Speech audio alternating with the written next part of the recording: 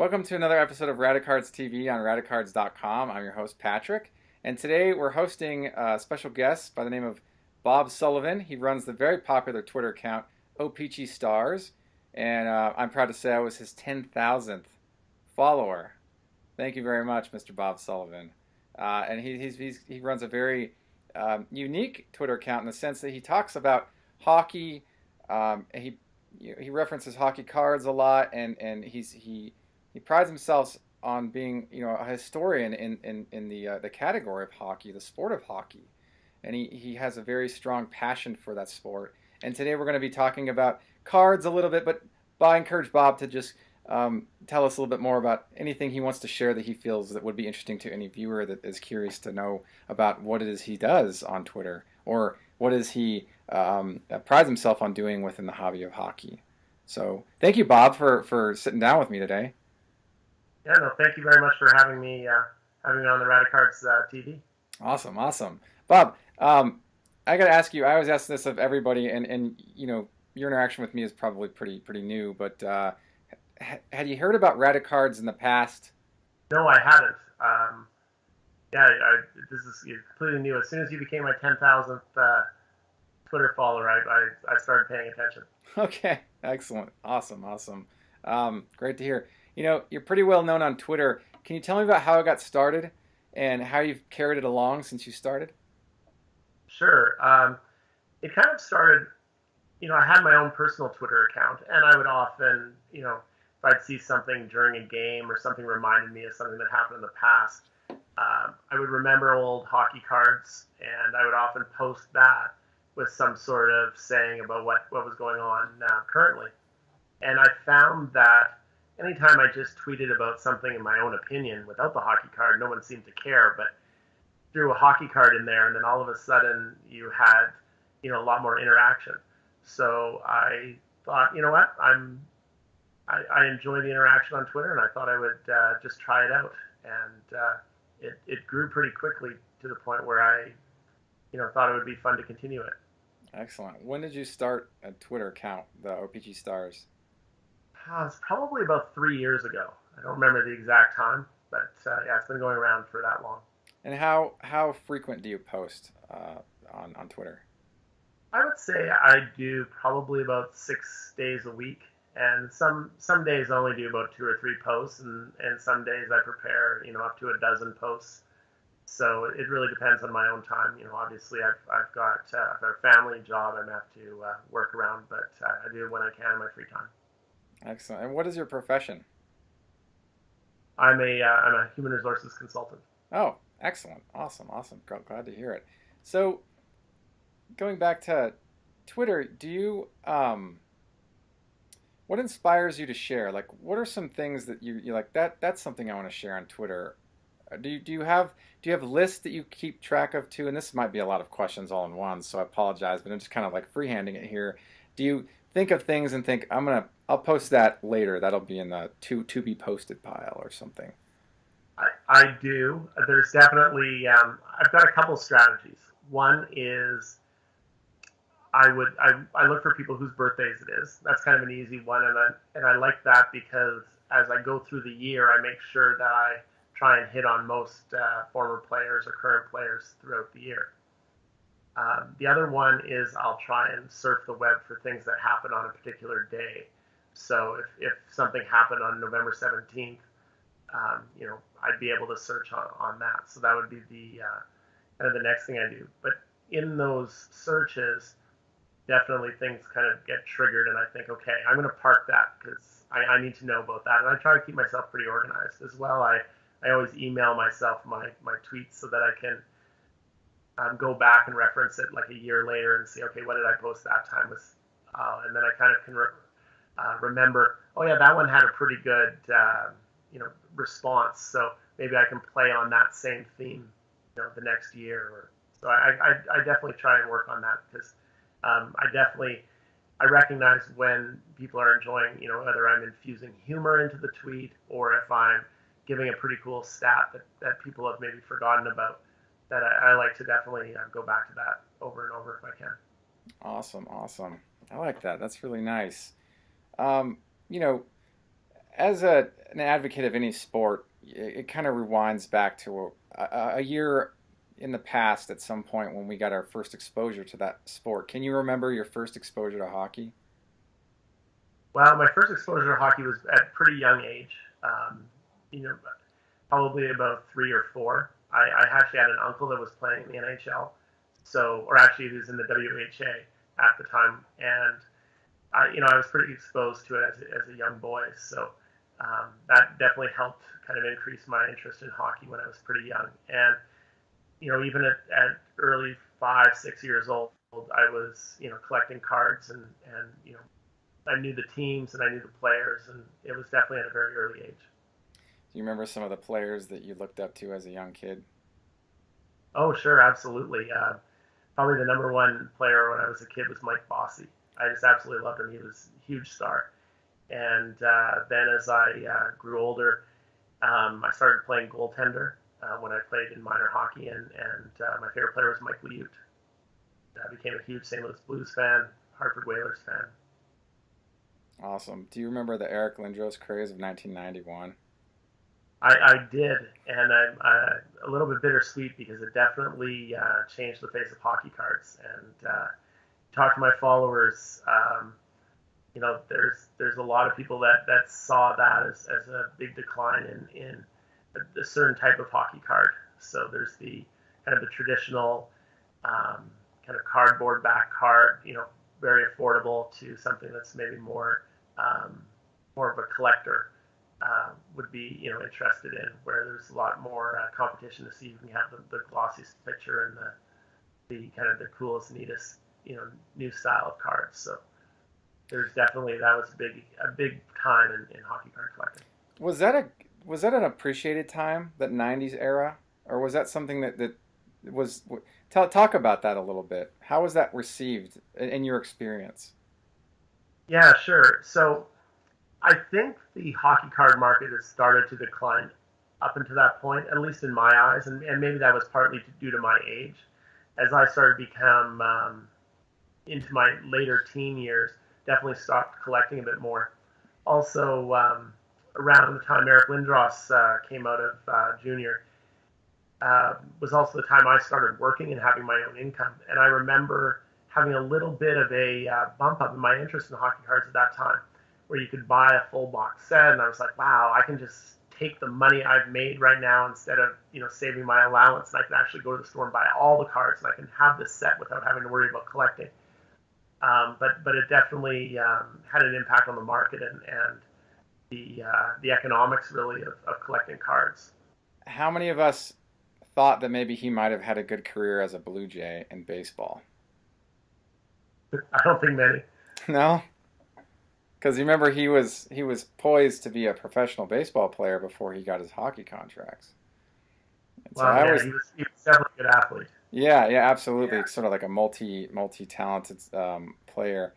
I don't want to talk too much about that, but yeah, I'm just kind of reminiscing about guys that came up in the late 80s and then early 90s. I remember Brett Hall being a big hot shot at that time and really rising from prominence from his father's legacy and into the 90s being a star during that time. What are some of the guys that came out of the 80s and 90s that you felt had a huge impact on the hobby of card collecting? To me, would be Patrick Waugh. Wow, yeah. A lot of kids were big Patrick Waugh fans. I think he had a big impact on the '90s hockey card craze as the '80s started to end. Mario Lemieux was big at that time, but I think maybe on a lesser extent on a hockey card impact. Um, Others at that point in time, Mike Modano had a big impact in the U.S. Steve Eiserman as well, both in Canada and the U.S. Excellent, excellent. What are some of the players that your follows resonate with when you post and share about certain guys? Are there certain players or teams that you have somewhat significant follower base for those teams and players? Can you mention some of those categories? Oh, absolutely. My I don't think my Twitter account would have taken off if it wasn't for just a huge amount of Winnipeg Jet fans that I had follow me, and they're just rabid fans, and they love the nostalgia of the original Winnipeg Jets, and as well are such huge fans of the current team. I also seem to have pockets of New York Islanders fans, Buffalo Sabres fans, and really what's ended up happening is I'm unbiased. I make fun and cheer every team in the league. I maybe make fun of the Edmonton Oilers a little more than the other teams, but other than that, I'm pretty fair amongst throughout most of my tweets, and I try and post as many from all the teams as I can. Now, a lot of the newer teams, the teams that have maybe been established in the last 10 or 20 years, there's just less cards to post, and my followers enjoy more of the teams that were around 30, 40 years ago, or the players that were around 30, 40 years ago. So you see less cards from the Minnesota Wild or the Arizona Coyotes, for example. But I definitely have strong followings kind of in little pockets, and it's nice because depending on what I'm posting, I'll have several people still interested and connecting with me on the card. I love it. You mentioned the Islanders. Are there guys that still reminisce about the Spano controversy in the 90s? Well, yeah, there's one thing after another with the Islanders. Whether it's Spano, whether it's Milbury, whether it's Rick DiPietro's contract, Garth Snow. It's endless, and you can't post anything without eliciting some sort of reaction. You have the Islanders fans who have completely accepted it, and to the point where they think it's funny. And then on the other extreme, you have the Islanders fans that it still hurts them so badly, and they're angry and they're bitter, and it's just interesting to see how everyone reacts differently to these things. Are there other key events that come up that trigger controversy or passionate responses within hockey? Yeah, definitely, and I try and hit on some of those. A lot more happen during the playoffs, and as the spring comes around. This past September, I kind of ran through almost a daily account of the history of Canada Cups and World Cups, and that, especially in Canada with my Canadian followers, that definitely is something that strikes a chord and brings back a lot of memories. There's a lot of single games, and that's more in the playoff time, that just are memorable, like overtime games or series clinching games, or maybe on the other extreme where their favorite team has given up a 3-0 lead in a playoff series and lost, that elicit memories both favorable and unfavorable.